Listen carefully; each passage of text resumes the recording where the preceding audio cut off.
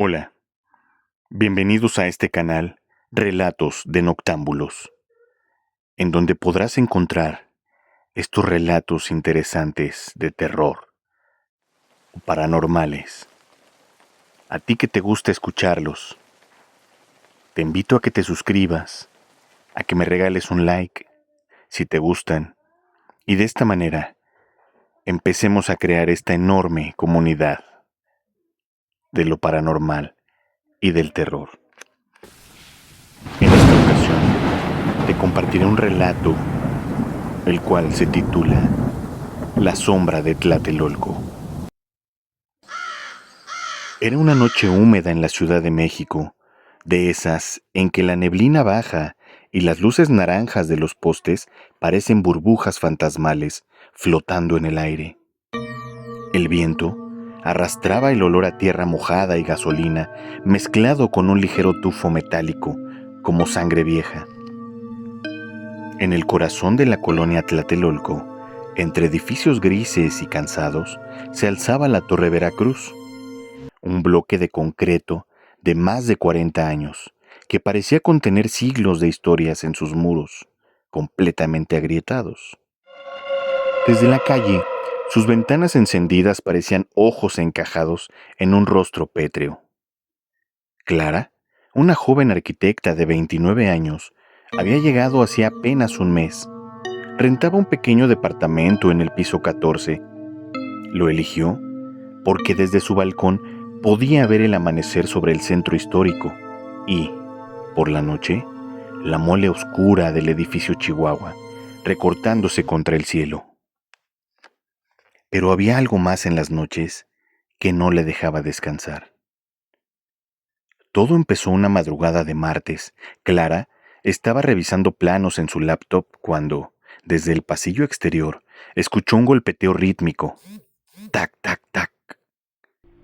No era el eco de pasos, sino algo más hueco, como un nudillo tocando lentamente una puerta metálica.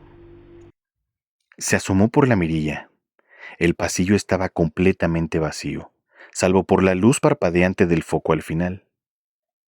Cuando abrió la puerta, no había nadie. Solo un silencio espeso y la sensación extraña de que el aire estaba más frío, como si algo hubiera pasado junto a ella. Esa noche, soñó con un corredor infinito, cubierto de puertas cerradas. Al final, una figura oscura la esperaba inmóvil. No podía verle el rostro, pero sabía que la miraba. Al día siguiente, mientras esperaba el elevador, coincidió con la señora Teresa, una mujer menuda de cabello blanco y mirada nerviosa. «Usted es la nueva, ¿verdad?», preguntó en voz baja. «No salga al pasillo después de la medianoche». Clara intentó reír, pensando que era una broma, pero la señora Teresa no sonrió. «Y no es por ladrones, mija. Es que él camina a esa hora». Cuando Clara preguntó quién, la mujer solo movió la cabeza y entró al elevador sin mirarla más. Intrigada, Clara dejó su celular grabando audio una noche, apuntando hacia la puerta. Cuando revisó la grabación al día siguiente, casi todo era silencio, hasta las 3:17 de la mañana, cuando comenzó a escucharse un arrastre lento, como pies descalzos sobre concreto. Luego, una respiración profunda, grave, justo al otro lado de la puerta. Y después, un susurro apenas audible. «Ya casi es hora». Un viernes por la noche, el elevador principal dejó de funcionar y Clara tuvo que usar el más viejo, el que los vecinos evitaban. El panel tenía botones desgastados y un espejo opaco que devolvía una imagen distorsionada. Cuando presionó el botón 14, el ascensor comenzó a subir, pero en el piso 12 se detuvo. Las puertas se abrieron lentamente, revelando un pasillo oscuro que olía a humedad rancia. Dentro, parado justo frente al ascensor, había un hombre alto, vestido con un traje negro antiguo. Su piel era ceniza y sus ojos completamente blancos. Clara retrocedió instintivamente y presionó repetidamente el botón de cierre, pero el hombre comenzó a caminar hacia ella, cada paso sonando hueco en el piso.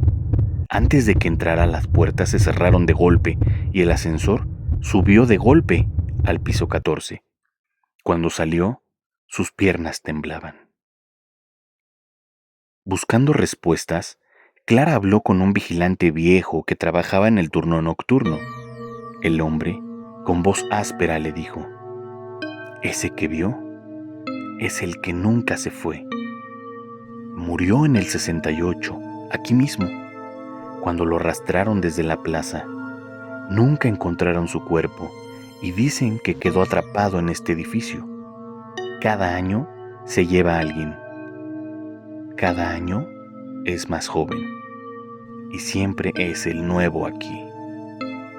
Clara sintió un escalofrío que le bajó por la columna. Esa noche llovía muy fuerte. A las 3:17 exactas, los golpes comenzaron de nuevo, esta vez más violentos.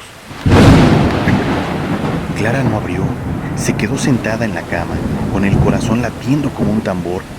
Pero entonces, la puerta comenzó a doblarse hacia adentro, como si algo desde afuera empujara con fuerza inhumana. Cuando por fin se detuvo, Clara creyó que había terminado, hasta que escuchó el susurro, esta vez dentro de la habitación, justo detrás de su oído: «Ya es hora». Después de aquella noche, Clara ya no pudo quedarse en el departamento. Empacó lo básico en una maleta y salió al amanecer, mientras las calles aún olían a pan recién horneado y gasolina. Lloviznaba, y la luz gris hacía que la torre se viera como una ruina de otro tiempo. Pero conforme se alejaba por Reforma, la sensación de ser observada no desapareció.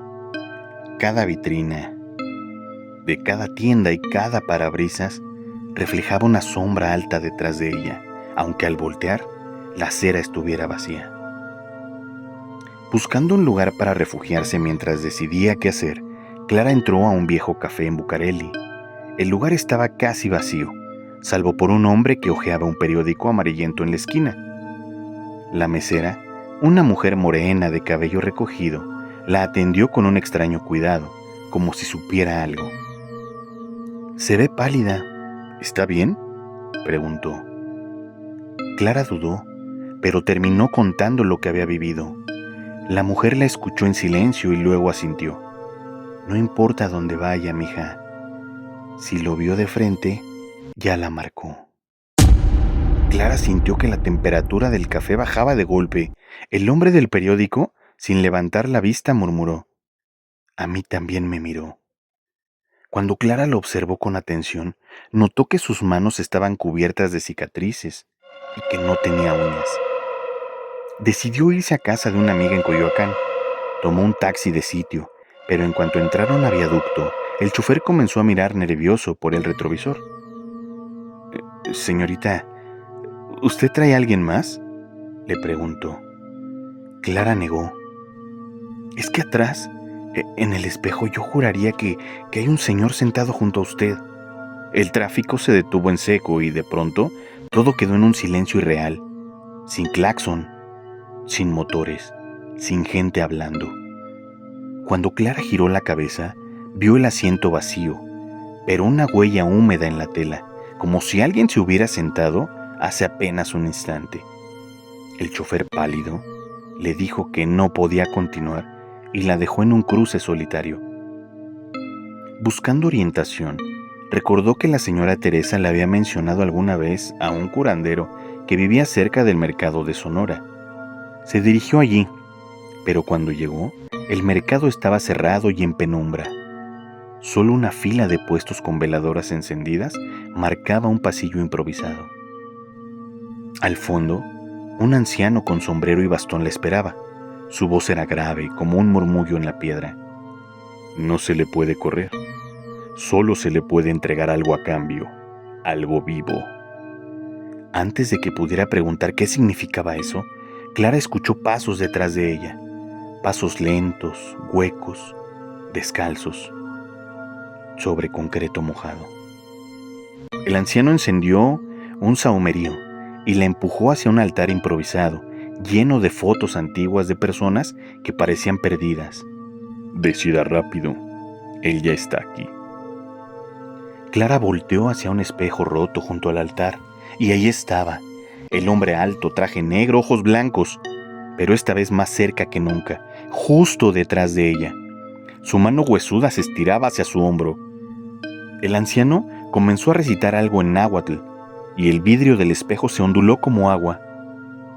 Clara sintió que el aire se le escapaba de los pulmones, que el mundo entero se estrechaba en su reflejo. En el último segundo, dio un paso hacia atrás, cayendo directamente dentro del espejo.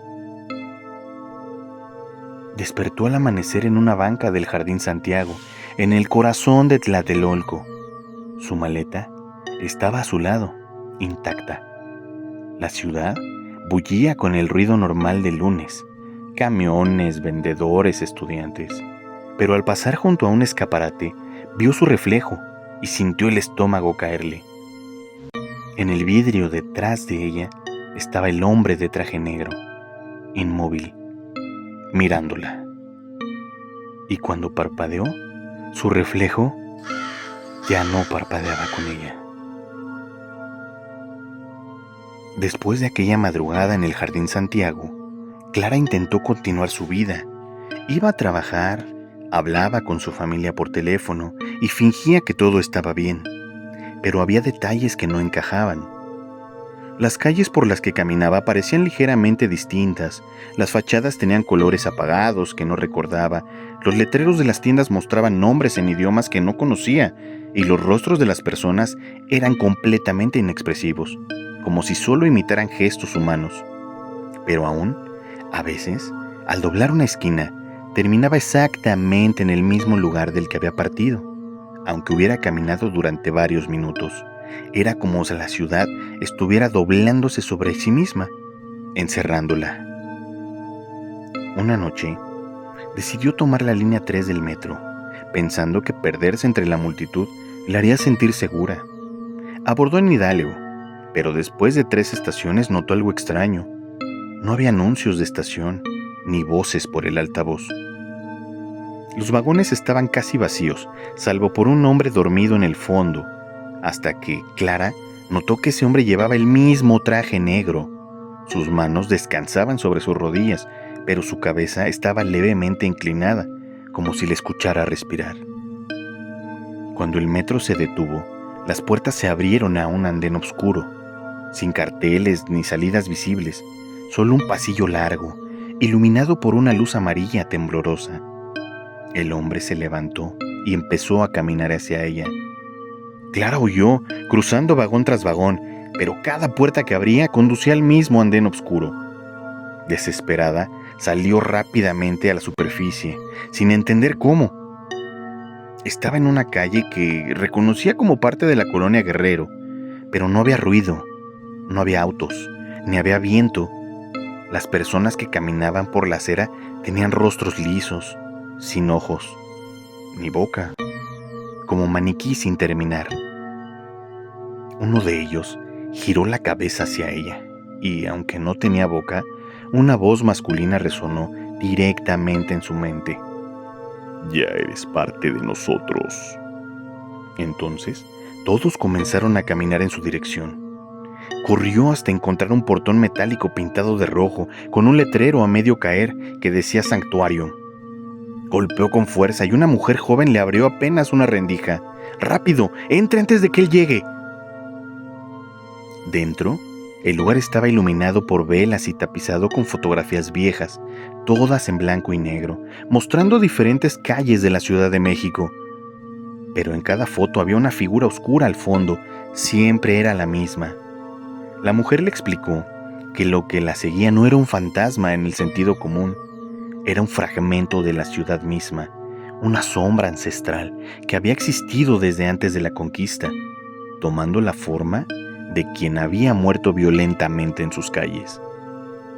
Cuando marcaba a alguien, la ciudad se deformaba para no dejarlo escapar. Si no rompes el vínculo, no volverás a ver la ciudad como antes, le dijo, mientras le entregaba un pequeño espejo ovalado. Esta es tu única salida, pero te costará algo. Clara miró dentro del espejo. Su reflejo tenía los ojos más oscuros que recordaba, y al fondo, detrás de ella estaba él, inmóvil, con una leve sonrisa. La mujer le advirtió que debía entregar una sombra, esto para liberarse. Eso significaba dejar a alguien más en su lugar, alguien que pudiera entrar en contacto visual con él. Clara, temblando, comprendió lo que eso implicaba, y también comprendió que, si no lo hacía, quedaría atrapada para siempre en esta ciudad distorsionada, hasta que la sombra la consumiera por completo. Esa noche, Clara salió del refugio y caminó por la calle Madero, llena de turistas y luces, intentando convencerse de que todo aún era real. Se detuvo frente a un aparador y fingió ajustar su cabello. En el reflejo, él estaba a su lado, observando a la multitud, y sus labios se movieron lentamente. Ya es hora. Y entonces, Clara vio pasar a una chica joven, que por un segundo cruzó la mirada con él. El corazón de Clara golpeó como un tambor. En ese instante supo que podía liberarse, o que podía hundirse con él para siempre. La joven, que había cruzado la mirada con el reflejo, se alejó entre la multitud de Madero, sin darse cuenta del peso que cargaba ahora sobre ella. Clara sintió un frío en el estómago, como si ya hubiera cometido el acto, aunque aún no lo decidía. Podía llamarla, advertirle o romper el ciclo, o podía dejar que la sombra la tomara, como le habían explicado, y escapar.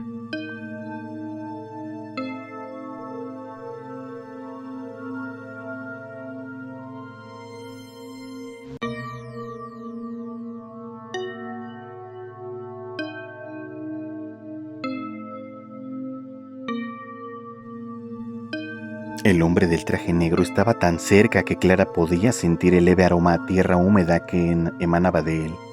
No tocaba a nadie, pero las personas a su alrededor se movían como si no lo vieran. Solo ella y, ahora, la muchacha podían percibirlo. En ese instante, la sombra giró la cabeza hacia Clara, y aunque sus ojos eran completamente blancos, ella supo que estaba sonriendo. Clara la siguió hasta el cruce con 5 de Mayo. Entre vendedores y el ruido de organilleros, se acercó lo suficiente para que la joven sintiera la presencia de este y girara la cabeza. En ese instante, Clara retrocedió medio paso, empujando la conexión entre ellas hacia la figura del traje negro. Fue un gesto tan pequeño que nadie lo notó, pero ella sí lo sintió, un vacío arrancándose de su pecho, un peso invisible liberando.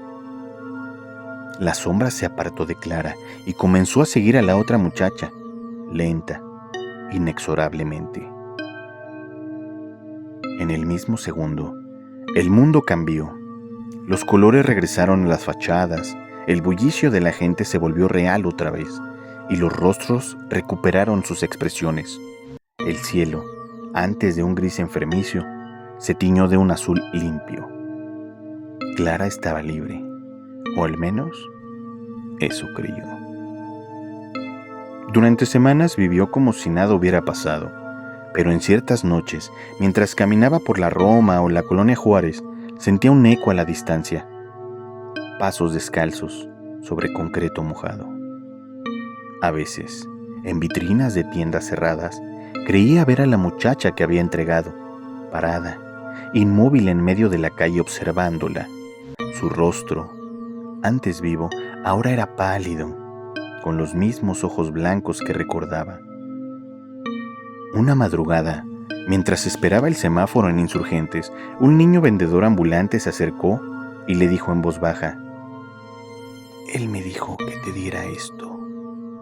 Le entregó un espejo ovalado, idéntico al que le había dado la mujer del santuario. De regreso a su departamento, Clara no pudo resistir la tentación y miró el espejo. Esta vez no vio solo a un hombre de traje negro, vio una Ciudad de México nocturna, vista desde lo alto, donde ciertas calles brillaban como venas rojas encendidas, y en cada punto de luz una figura estaba de pie, inmóvil y esperando. Lo comprendió la verdad. Cada persona que entregaba su sombra se convertía en un nuevo punto en ese mapa, un guardián de esquina, un eco atrapado en el laberinto eterno de la ciudad. Cuando apartó la vista, el espejo ya no reflejaba su rostro. En su lugar, vio a la muchacha que había condenado, sonriendo con labios marchitos y murmurando: «Ahora tú también eres parte de nosotros».